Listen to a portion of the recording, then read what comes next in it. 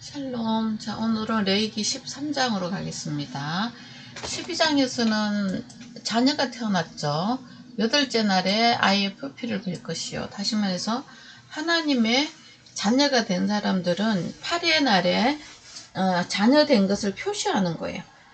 유대인들은 뭐 이것만 받으면 하나님의 자녀가 됐다고 막 빡빡 우기죠. 그 종교인이에요. 그래서 하나님 자녀 되는 방식은 그걸 해서 그런 게 아니라 믿음으로, 우리는 예수 그리스도의 죽으심과 부활의 연합함으로 주 성령님이 우리 마음에 자정하심으로 하나님이 자녀가 된 것을 알게 되는 거죠. 거듭남이라고 그럽니다. 자, 그러면 이 사람들이 사는 방식이 뭔지 13장부터는 가르쳐주고 있어요. 자, 8의 날에 할례까지 했지만 우리는 죄인이잖아요. 그래서 죄인은 반드시 죄를 드러내게 돼 있어요. 하나님 앞에서, 사람 앞에서. 그래서 보면 이 죄의 자신의 어떠함을 드러내는 거죠. 선악과 먹은 사람들의 존재. 그래서 이게 지금 창조 원리에, 하나님께서 우리를 만드신 원리에 반항하는 거예요. 그래서 이 피부에 뭐가 나는 거예요. 뽀려지나 색점. 이런 것들을 이제 우리가 피부병인데 나병이라 그러고, 또 이제 심해지면 머리에서 나오는 신경과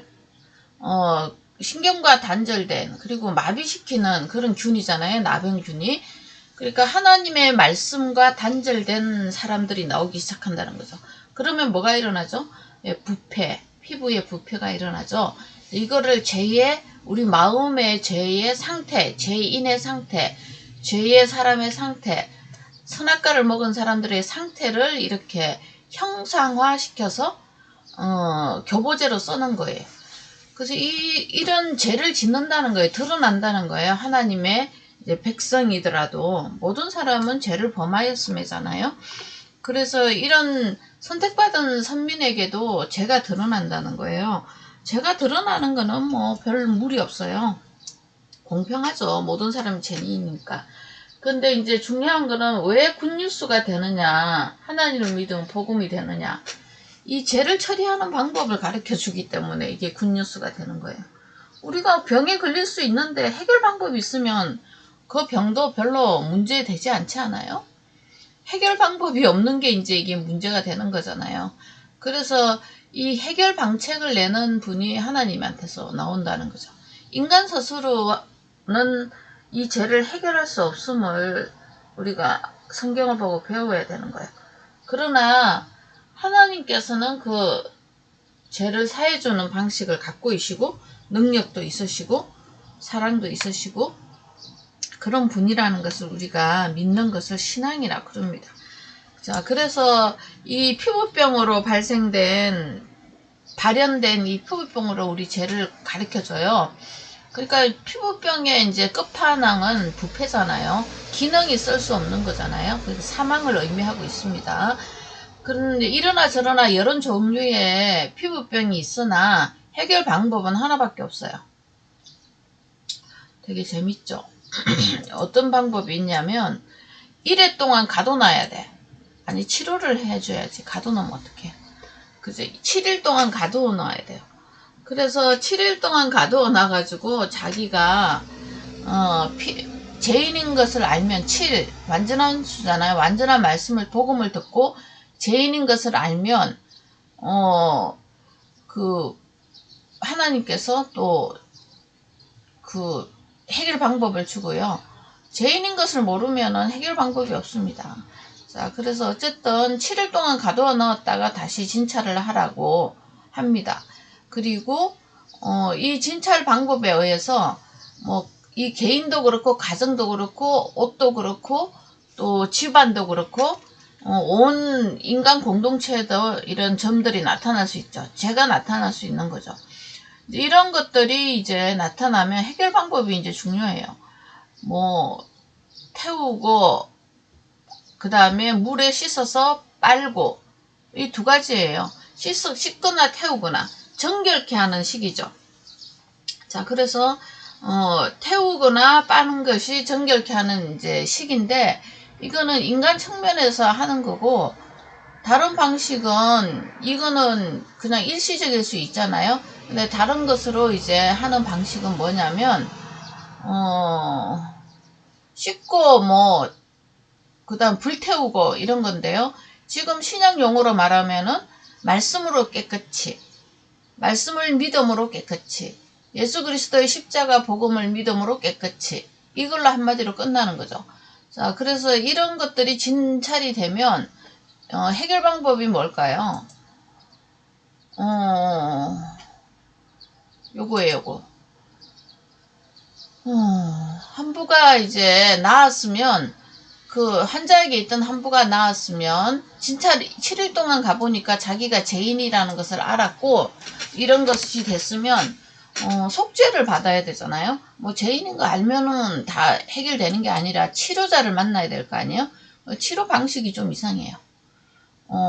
여기 있잖아. 살아있는 새 2마리, 그 다음에 백향목, 홍실, 홍색실, 우수초, 이걸 갖고 오고, 또 하나는 흐르는 물 질그릇 안에서 잡게 하고, 다른 새는 산채로 날아가게 하라는 거죠.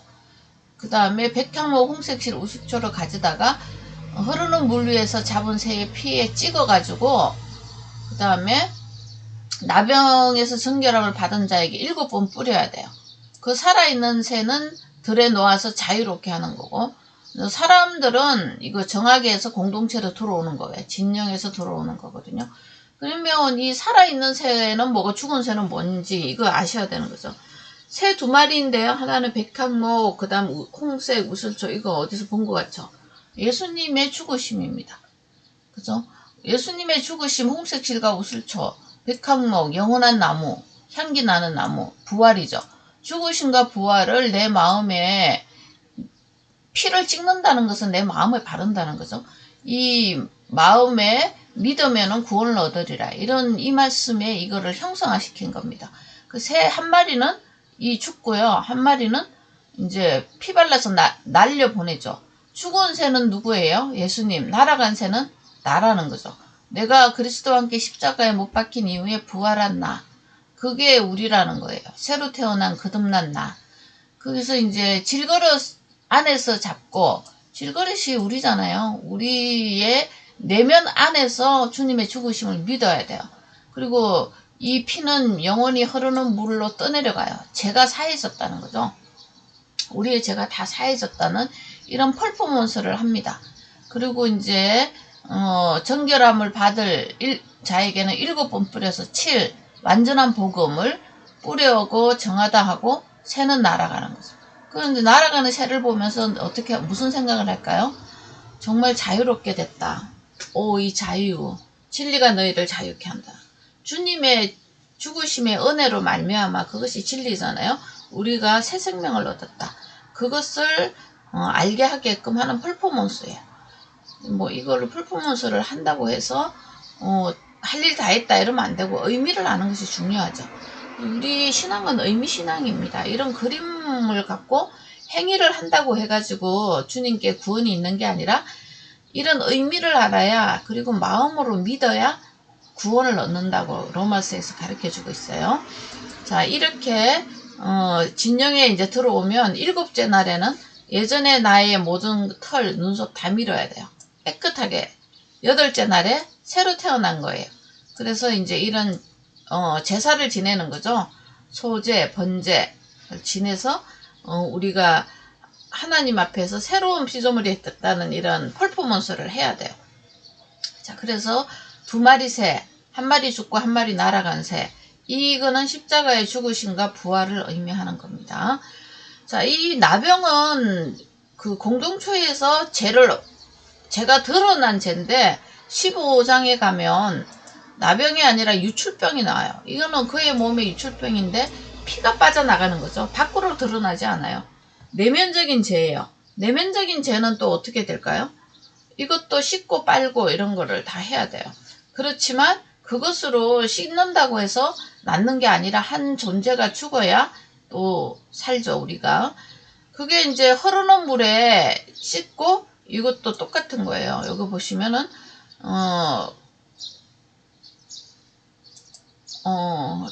흐르는 물에 씻어서 정결케 하는 거죠. 이거는 세족식 아시죠? 우리 말씀으로 깨끗이, 말씀으로 씻어 깨끗이 해요. 마음을 씻어야 되는 거죠. 자, 그래서 이제 이 유출병이 걸린 자들은 모든 것을 만지는 거는 다 죄예요. 우리가 유출병 환자잖아요. 나의 의견과 나의 가치관으로 만지는 것마다 다 사망이란 뜻이에요. 아무리 좋아 보여도 선악과를 먹은 나한테서 나오는 거는 선도 악이고 악도 악이에요. 그래서 다 물로 씻어야 돼요. 말씀으로 깨끗이 씻어야 돼요. 뭐든지 다 깨끗이 씻어야 되고, 그 다음에 이제 8째 날에 비둘기로 이제 제사를 지내야 돼요. 이 새끼 2마리 가지고 속죄제 하나는 또 번제 이렇게 이제 해서 부중한 여인을 위하여 여호와 앞에 속죄할제. 유출병이 여자만 걸리는 거 아닌데 여기는 여인이라고 해놨잖아요. 이거는 교회를 의미해요. 하나님의 백성의 교회, 이스라엘 전체적인 이스라엘을 이제 부중한 여인을 표시를 하는 거죠. 자, 그 다음에 이제 이렇게 유출병 드러나지 않는 죄를 그 제사함을 받는 것도 뭐죠? 물로 깨끗이 씻어. 말씀으로 깨끗이 씻어. 이런 겁니다. 자, 그래서 어쨌든 모든 드러나는 죄든 숨어있는 죄든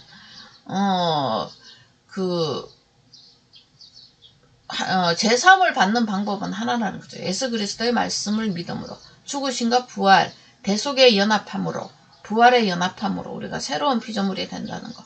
그래서 8의 날에 계속 8의 날에 행사하는 것을 가르쳐주고 있어요. 이 8째 날에. 자, 그래서 이제 이렇게 2가지 큰 병을 통해 가지고 죄를 설명해 줬어요. 그러면 16장으로 넘어가면 대속죄제가 있거든요. 이거는 이제 단체적인 백성을 위한 대제사장의 임무예요. 이게 이제 아사셀이라는 염소 2마리예요. 하나는 광야로 보내고, 그죠? 하나는 이제 산채로 광야로 보내가지고 우리의 모든 죄를 멀리 보내는 거죠. 그 다음에 이제 한 아사셀은, 한 염소는, 염소 하나는 어떻게 해요? 죽여가지고 저기 앞에, 하나님 앞에 속죄제로 드리는 거. 이거를 아사셀 염소라 그러거든요. 이 대행사를 하는 거는 대속죄일이라 그래요. 그냥 속죄일이라 그래도 되는데 1년에 한 번 한다고 대속죄제라 그러는 거예요. 그러면 이제 모든 백성들의 죄가 하나님 앞에서 다 없어지는 거예요. 뭐 유출병, 나병 할 거 없이 다 없어져요. 근데 이게 좋긴 한데 유예기간이 1년이에요. 1년. 짧죠. 해마다 해야 돼. 해마다 해야 되고 해마다 생길 때마다 제사 지내야 되고 얼마나 번거로운지. 그래서 이제 히브리서에 보면 단번에 우리 죄를 다 지고 가신 그분이 나오죠. 그러니까 이런 뭐 아사셀이니 또 홍색실로 죽은 또 묵건 새 이야기니 뭐 이런 거 있잖아요. 이게 누구의 그림자냐는 거죠. 예수 그리스도의 십자가의 그림자예요. 이게 이제 구약에는 이렇게 그림자로 와 있어요. 아직 믿음의 실체가 오지 않았다는 거거든요. 이 사람들은 이제 그거 잘 모르니까 그냥 종교 행위로 계속 하고 있어요. 근데 이제 종교 행위로 해도 하나님께서는 법으로 주셨기 때문에 용서해 주셨어요. 근데 이제 이게 사실은 종교 행위로 하라고 한 게 아니라 의미를 알려고 준 거거든요. 한 존재가 와야 되는 거죠. 한 존재가 와서 우리 죄를 용서한다는 이야기를 계속 이제 이야기를 하거든요. 말씀으로. 안수해서. 이 안수가 뭐죠? 죄의 전가잖아요. 그러니까 이제 이런 의미를 안 가르치다 보니까 인간의 죄가 염소한테 전가돼요? 말 같은 말을 해야죠.